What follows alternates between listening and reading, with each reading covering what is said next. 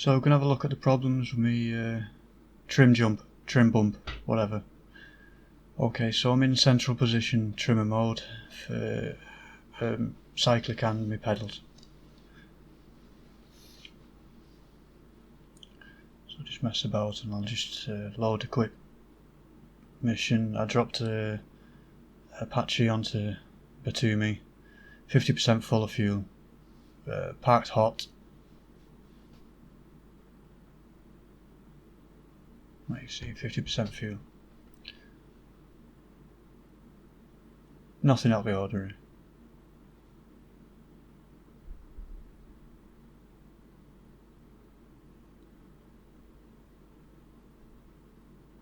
Okay, first you can see how we drop in and there's already trim set, which is strange, I don't understand that.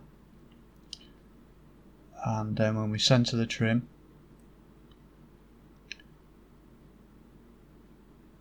when we touch the joystick the trim centers itself.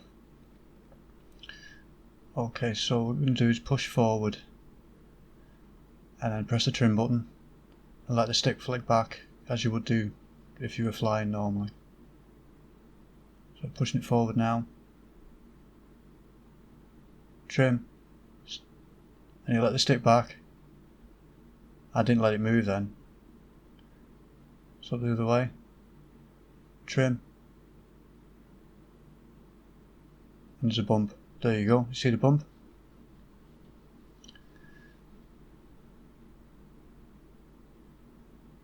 Back to the centre, and it bumped in the centre, you saw it then. Out to the side, bump. It's as soon as you move the stick back to the centre, it goes the opposite way, bumps. Bump again. Move it back to the centre, bump. So it's even when you centre it. Okay, there's the rudder. I'm not that interested in the rudder, but you can see a different problem with the rudder now. So trimmed a bit more. Shaky rudder there. Okay, so moving it back to the centre to trim it, I had to move it full deflection the opposite way to central trim it, the rudder.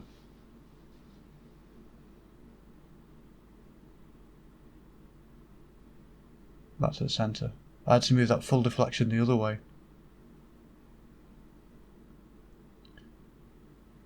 Okay, so I thought, well, it could be my stick. Might be the dead zones, it's not centering properly, something like that.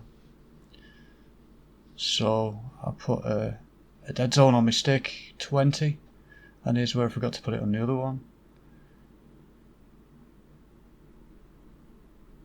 There we go. So yeah, back to cyclic, 20 dead zone, roll, 20 dead zone, just experiment, you know. So push it forward, click, jump, back, click, jump, different position, click, jump. Okay. If it was my movement, it would go the direction that I'm pushing the stick, wouldn't it? Not the opposite way. I'm moving the stick to centre, it should go the central way, not the opposite way. Okay, so I thought I'll try some of the other ways of doing it. See how I get on. Might find a way it works. Instant trim on there as well. Okay.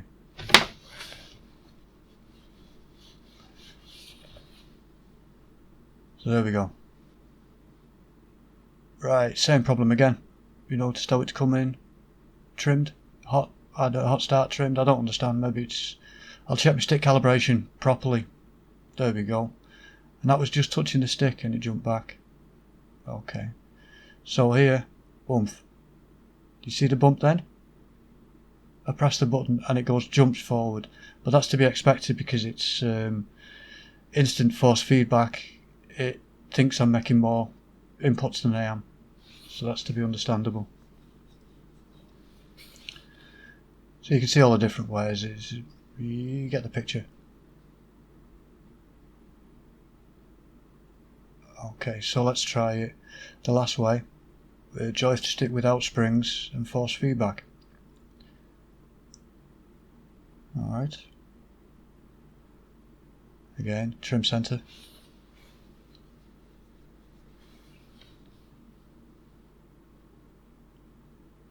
Okay, now the stick just comes back. The stick doesn't hold in place whatsoever. The trim button shows it's trimmed, but it doesn't actually have any effect on the stick whatsoever.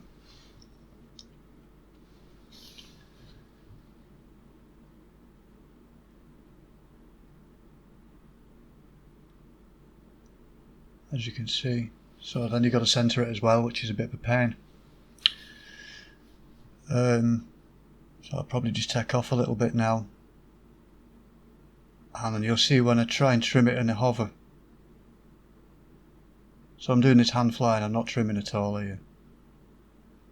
Okay, up we go a little bit. Now I'll trim.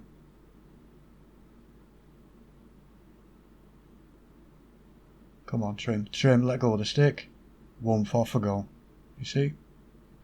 Just about caught it. Oh, there we go. Just about rescued it. So you get the picture.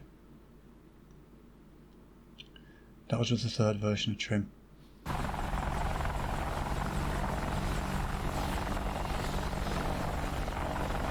So, in conclusion, there's definitely a bump on the trim for that setting. I'm not sure whether it's a mistake, but with every trim setting, and it worked up, it's happening on the rudder as well, so it can't just be a mistake. There's a massive bump in instant force feedback, but that's to be expected with the design of the system. Okay, one problem that I am having there is that you do have to push the rudder practically to the opposite deflection to centre the rudder if you're quite far trimmed. Now the only way I can see around that at the moment is to use rudder with springs force feedback, so it doesn't register your rudder input whatsoever, it doesn't register any trim on your rudder, so you can fly your rudder manually, which to be honest I prefer to do anyway, but that's just my choice. I hope that this helps some people, and I'm not trying to help people understand the actual, we all know how it works. You press the trigger, or you press the button, you hold the button till, and then you let go and blah blah blah, but you can see the bump. You can fly normally, you can trim for flight with a bit of pain, but to actually hover, it's absolutely near on impossible because of that bump. Thanks very much, cheers, bye bye.